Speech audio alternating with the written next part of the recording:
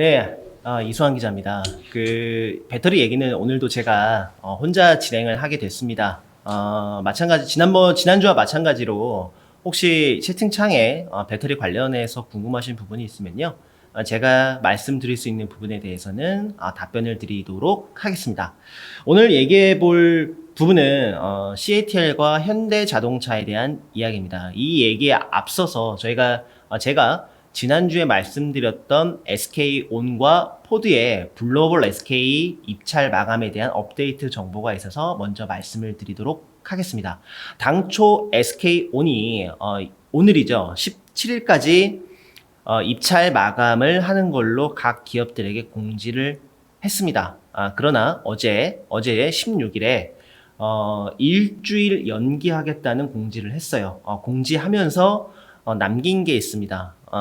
포드에 제공할 영문 제안서도 같이 제출을 요구했습니다. 물론 글로벌 SK 지금 첫 번째 테네시 공장의 시설 전체 투자액은 3조 원이 넘고 그중에 우리 설비 기업들, 장비 기업들이 받을 수혜는 대략 1조 원 초중반대로 예상이 되는데요. 아무래도 대규모 입찰인 만큼 좀 더 신중하게 접근을 하겠다는 것으로 풀이가 됩니다. 어쨌든 일주일 후에 입찰 마감을 하기 때문에 조금 더 정식 발주나 이런 것들이 나오기까지는 좀 더 시간이 걸릴 수 있을 것 같고요. 가능하다면 연내에 나오는 것이 가장 좋겠지만 현재 분위기로 봐서는 올해를 넘겨서 내년 1월 아주 늦으면 2월에 글로벌 SK에 대한 장비 기업들의 발주가 나올 수 있을 것으로 조심스럽게 예측을 합니다. 지난주 말씀드렸던 글로벌 SK에 대한 업데이트 내용이었고요. 지금은 이제 현대자동차와 CATL 얘기를 좀 해보도록 하겠습니다. 저희가 11월 초에 방송으로 CATL의 정의춘 회장이 현대자동차의 정의선 회장과 만날 것이라는 이야기를 했었고요. 여러 가지 배경에 대해서는 먼저 말씀을 드린 적이 있습니다. 만났고요. 두 사람이 만났고 정의춘 회장은 김포공항으로 입국해서 이제 패스트 트랙으로 사장단을 이끌고 현대자동차 수뇌부와 만남을 가졌습니다. 그 결과 내년에도 CATL 배터리 물량을 어떻게 협력할 것인지에 대해서 약간의 얘기들이 나온 것으로 전해졌는데요. 주로 이제 얘기 나올 것들은 현대차가 어떻게 CATL 배터리를 더 쓰느냐에 대한 부분입니다. 지금 현대자동차의 전체 자동차의 어떤 그 종류를 보게 되면요. 아직 전동화가 되어 있지 않은 제품, 자동차군들이 있습니다. 대표적으로 경형 자동차들이 대표적인 케이스인데요. 이 부분에 CATL 배터리를 넣을 것으로 얘기가 되는 것으로 알고 있습니다. 현재 CATL 배터리가 좀 많이 쓰이는 것은 기아의 니로 EV죠. 신형 니로 EV에 CATL 배터리가 좀 쓰였는데요. 내년에도 CATL 배터리가 추가로 더 많이 들어가게 되고 내년에는 이제 아직 전기차로 전환되지 않은 소형차나 경차에 CATL 배터리가 추가로 들어갈 것으로 예상이 되고 있습니다. 이 부분들에 대한 양사의 어떤 교감이라고 할까요? 이 부분들이 있었는데요. 다만 CATL이 전제 조건으로 깐 부분이 있습니다. 그게 뭐냐면 미중 갈등입니다. 미국과 중국이 지금 현재 자동차, 특히 인플레이션 감축법 IRA를 보게 되면 중국산 배터리 소재나 부품을 쓰기가 사실상 불가능해졌습니다. 배터리 셀도 마찬가지고요.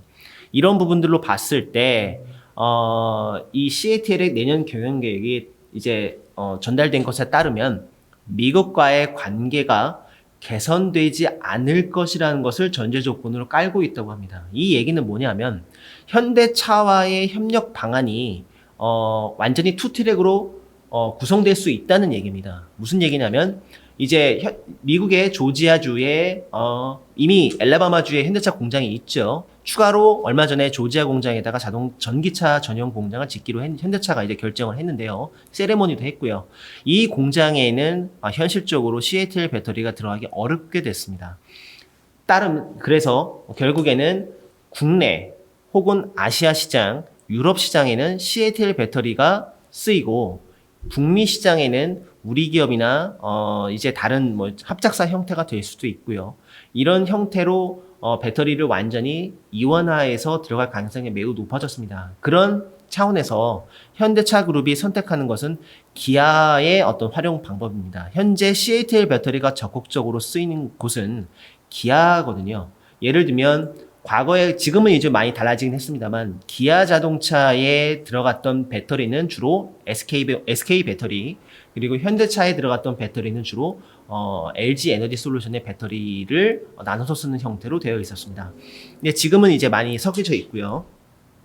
그래서 앞으로 CATL과의 협력 방안은 더 지속될 수밖에 없고, 다만 북미가 아닌 이제 아시아 시장이나 유럽 시장을 중심으로 CATL과 투트랙으로 배터리 협력을 이어갈 것 같습니다. 현재 이제 현대자동차 같은 경우에는 그 29년 만에 국내에 새로 공장을 짓게 됐죠. 전기차 전용 공장이요. 올해 이제 35만 대로 예상되는 전체 국내 전기차 연간 생산량을 2030년에 144만 대까지 대폭 늘릴 계획에 있습니다. 다만 이러기 위해서는 이 배터리 물량 확보가 그만큼 되어 있어야 된다는 전제 조건이 깔려 있습니다. 국내 기업만으로 배터리 조달이 어렵다는 것은 이미 알려진 사실이고요. 배터리만큼은 현재 공급 부족이 분명합니다. 다만 완성차 입장에서 봤을 때 배터리는 전체 자동차를 구성하고 있는 부품 중에 일부로 취급합니다. 그 비중이 과거의 엔진이나 다른 부품에 비해서 비중이 아직은 높습니다만, 완성차 업체가 요구하는 것은 적절한 성능과 결국 저렴한 가격입니다. 이런 가격을 만족시킬 수 있으려면 어쩔 수 없이 국내 3사 외에 다른 그 배터리 소싱처를 찾아야 되는 것은 뭐 어쩔 수 없는 상황이고요. 특히 중국 시장이 매우 어렵습니다. 중국이 한때 현대자동차 그룹의 가장 주요한 시장이었다가 지금은 분기 판매량이 1만 대 이하로 많이 내려와 있을 만큼 중국 시장에서 고전을 면치 못하고 있습니다. 그 이유는 잘 알려진 것처럼 이제 사드 사태 이후에 좀 이런 상황이 벌어졌는데, 2017년 이후 지금까지 약 5년 동안 중국 시장에서 그 기간 동안 중국 업체들이 굉장히 많은 실력을 높였습니다. 이런 상황에서 역전할 수 있는 것은 결국 전기차와 프리미엄 전략밖에 없다는 게 현대차 수뇌부의 판단으로 보입니다. 그러기 위해서는 좀 더 경쟁력 있는 가격의 배터리가 필요하게 될 거고요. 그러면 중국 내에서도 당연히 CATL과의 접점을 넓힐 수밖에 없습니다. 참고로 말씀드리면 이번에 온 정의춘 회장은 2018년에 정의선 회장과 이 중국 현지에서 만난 적이 있다고 합니다. 이번에는 답방 형태의 만남이었는데요. 원래는 이제 코로나19 이전에 만날 계획이 있었는데 코로나가 이제 발생하고 나서 좀 2년 정도 만남이 좀 지연이 됐습니다. 이번에 G20 정상회의에서도 이제 그 전에 있던 행사에서도 양사 CEO들이 이제 만난 경험이 있는데, 앞으로 현대차가 CATL을 굉장히 중용하게 될 것은 뭐 의심할 여지가 없을 것 같고, 이 현대차의 투트랙 배터리 전략이 앞으로 국내 배터리 업계에 끼칠 영향도 곱씹어 부분일 것 같습니다. 일단 현대차 같은 경우에 인도네시아의 LG 에너지 솔루션과 배터리 합작사가 있습니다만, 이 합작사 이후에 양사가 어떻게 더 합작 부분을 넓힐 수 있을지도 눈여겨볼 부분이고요. 오늘 방송은 여기까지입니다. 시청해주셔서 감사합니다. 고맙습니다.